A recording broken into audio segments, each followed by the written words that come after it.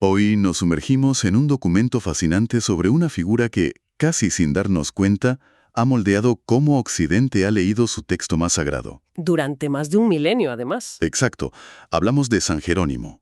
La fuente es un anexo llamado San Jerónimo, el amante ardiente de la palabra de Dios. Un título muy sugerente. Mucho. Y nuestra misión aquí es intentar entender por qué un erudito del siglo IV, que era famoso por su mal genio, y su vida de ermitaño, sigue siendo tan relevante. Claro. Porque, y esto es lo interesante, no fue solo un traductor, fue una fuerza intelectual que intentó poner orden en un momento que era un caos. De acuerdo, vamos a desgranar esto. Pues sí, para entender la urgencia de su trabajo hay que visualizar esa época, siglos IV y V. Vale, el cristianismo ya no es perseguido, de hecho, el Imperio Romano lo ha adoptado. Pero claro, con la libertad llega otro problema, la coherencia. ¿A qué te refieres con coherencia? Pues imagínate que no existe la Biblia como un único libro en latín. Lo que hay es un montón de traducciones diferentes, la llamada Vetus Latina, Ah, y circulaban por todo el imperio. Y muchas eran, bueno, de aficionado, por decirlo suavemente. o sea, llenas de errores. Llenas de imprecisiones, de errores de copia, contradicciones, un lío. Pero, ¿hasta qué punto eran distintas? ¿Hablamos de matices, de un sinónimo o de cosas que podían cambiar una doctrina entera? Mucho más que matices. Podías encontrarte con versículos que en otra versión no estaban, o con una palabra clave traducida de una forma que, casualmente, apoyaba una idea que se consideraba una herejía. Vaya, era un caos teológico en potencia, totalmente. Las distintas facciones y herejías se apoyaban justo en esas producciones defectuosas para justificarse. Hacía falta con una urgencia tremenda, un texto de referencia. Un texto unificado y fiable, exacto, y el documento lo deja claro. Jerónimo fue la persona providencial para una tarea que a todos les parecía, imposible. Hablemos un poco de él entonces, de este hombre providencial. El anexo traza un perfil muy revelador. Nació en Estridón, la actual Croacia, pero sus padres, que tenían dinero, lo enviaron a Roma. Al centro del mundo. Claro, ahí recibió una formación clásica de élite. Y aquí viene el punto de inflexión. Se bautiza de adulto, y a partir de ahí su vida se convierte en un campo de batalla interior. Un conflicto que lo persiguió siempre. Hay un episodio que él mismo cuenta, que es famosísimo. El del sueño, no, ese es. Tuvo una pesadilla en la que se veía ante el tribunal de Cristo. Le preguntan quién es, y él dice, soy cristiano. Y la respuesta es tremenda, tremenda. La voz del juez le dice, mientes, eres ciceroniano, no cristiano, pues donde está tu tesoro, allí está tu corazón. Uf, se despertó sudando, con la espalda marcada a latigazos, según cuenta él. Esa fue la encrucijada de su vida, su amor por la cultura pagana frente a su deseo de entrega radical a Cristo. Y esa tensión es la que de alguna manera lo empuja a esa decisión radical que menciona el documento. Irse al desierto de Siria. Sí. Que no es una huida, es casi como un campo de entrenamiento. Allí, en soledad y con una austeridad increíble, se dedica a la oración y al estudio. Y toma una decisión clave. ¿Aprender hebreo? Exacto. Una lengua que en Occidente, pues, casi nadie conocía. Casi nadie. Y aquí hay que añadir un detalle muy humano que la fuente destaca porque rompe esa imagen del erudito solitario.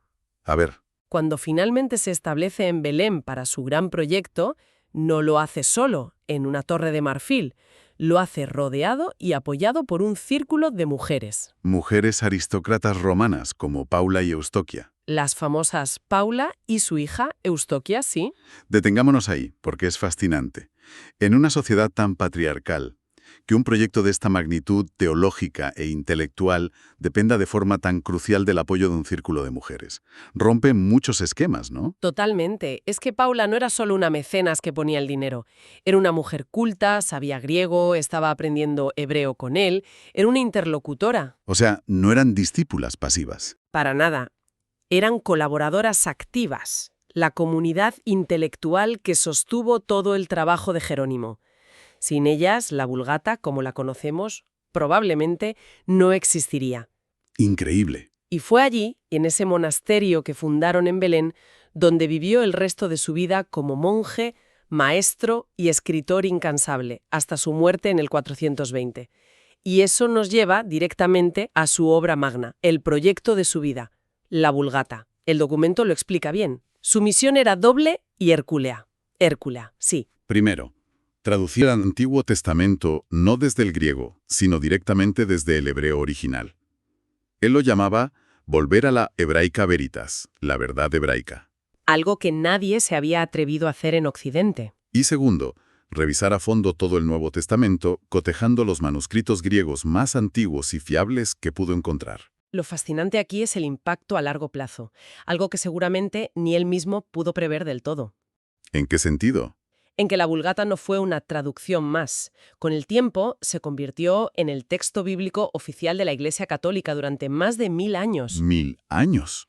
Su autoridad fue tal que en el siglo XVI el Concilio de Trento la declaró la versión auténtica, la normativa, para todo. O sea, no solo estabilizó el texto en su momento, sino que se convirtió en la piedra angular de toda la cultura occidental. Exacto.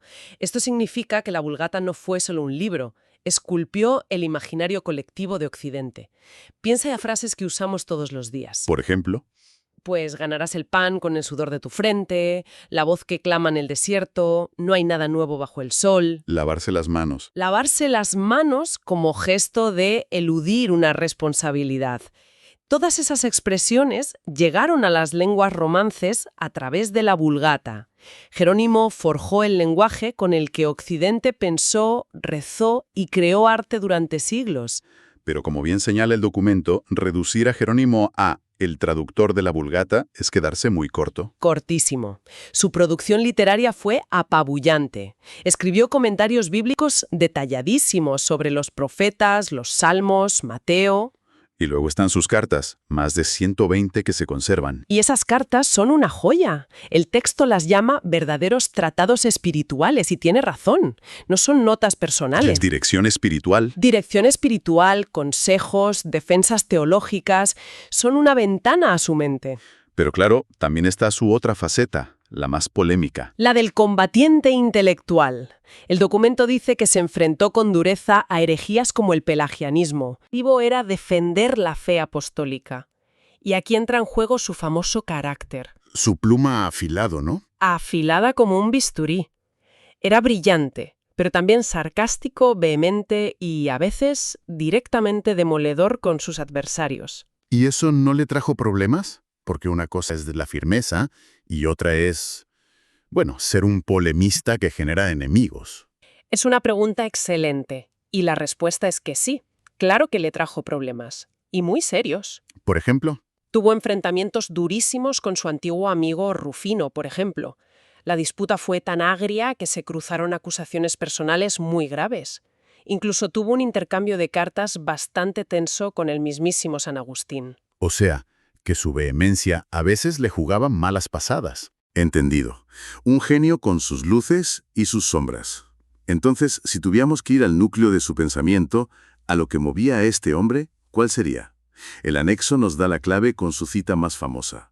Desconocer la Escritura es desconocer a Cristo. Esa es. Lo resume todo. Es que es una fase lapidaria que encapsula su vida entera. Para Jerónimo, la Biblia no era un texto antiguo que analizar con frialdad. Era un lugar de encuentro, el alimento del alma. El camino para conocer a Cristo. Exacto. Todo su inmenso trabajo intelectual partía de esa convicción y volvía a ella. Sin esa pasión, su erudición no tendría sentido. Y aquí se ve su genialidad, en cómo une dos mundos. Por un lado, introduce en Occidente un rigor filológico brutal, estudiar las lenguas originales, comparar manuscritos. Pero, y esto es crucial, su trabajo nunca fue un mero ejercicio académico. Para él, ese rigor científico jamás debía separarse de la fe. ¿Qué quiere decir eso exactamente? Que la Escritura, decía, se debe leer y entender dentro de la tradición de la Iglesia y siempre con un propósito espiritual. El estudio no es un fin, es un medio para orar mejor, para vivir más coherentemente. La ciencia está arrodillada al servicio de la fe. Me parece fascinante esa coherencia, porque se ve también en su estilo de vida. El texto habla de su ascetismo, de su vida austera. Claro, podría parecer una contradicción. Un intelectual de primera que elige una vida de privaciones casi extremas. Pero él no lo veía como una huida del mundo. El documento lo enmarca muy bien como un combate espiritual. El entrenamiento de un atleta. Exacto, un atleta de Dios. Creía que para que la mente pudiera dedicarse a la palabra de Dios, el cuerpo y las pasiones debían estar bajo control. Buscaba la libertad interior a través de la disciplina.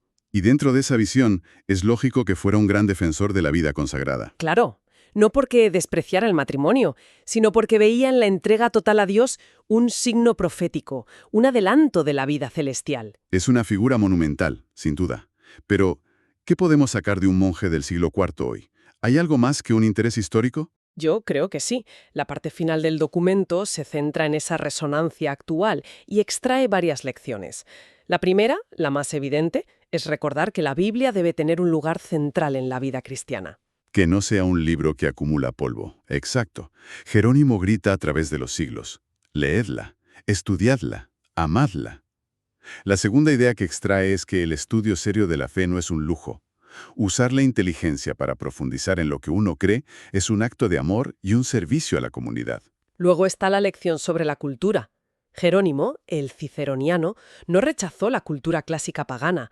Al contrario, tomó sus herramientas, la retórica, la filología, y las puso al servicio del Evangelio. Demuestra que fe y cultura no son enemigas. Exacto. Y demuestra que la cultura puede y debe ser evangelizada, iluminada por la fe. Y hay una última lección, más personal quizá. La santidad exige un combate interior. No es un camino de rosas. Requiere disciplina, esfuerzo. Jerónimo es un testimonio muy humano de esto. Por todo eso es lógico que sea el patrono de los biblistas y traductores. Desde luego, Su legado es un recordatorio de que la palabra de Dios, cuando se acoge con esa doble radicalidad, la intelectual y la vital, tiene el poder de transformar por completo una vida. en resumen, hemos visto a San Jerónimo como un intelectual apasionado con un carácter de 1000 demonios, un asceta riguroso y, sobre todo, el hombre que le dio a Occidente un lenguaje común para su fe. El documento cierra con una cita del propio Jerónimo que lo engloba todo. La que le dirige a una de sus discípulas. Esa es: ama la Sagrada Escritura y la sabiduría te amará, ámala con ternura y te custodiará. Y esa cita nos deja con una reflexión final, una pregunta que creo que va más allá del contexto religioso. La vida de Jerónimo plantea una cuestión universal sobre la dedicación. Él encontró un texto, la Biblia, y volcó toda su vida en él. Una entrega absoluta, total. Entonces, la pregunta que nos lanza a través de los siglos es esta: ¿qué sucede cuando una dedicación intelectual rigurosa se encuentra con una pasión que lo consume todo? Y llevándolo a un plano más personal. Claro. Para quien nos escucha, ¿cuál es ese texto, esa idea, esa disciplina, esa causa o esa persona central en la vida de cada uno que, si se amara con esa misma intensidad y se estudiara con ese mismo rigor, podría cambiarlo absolutamente todo?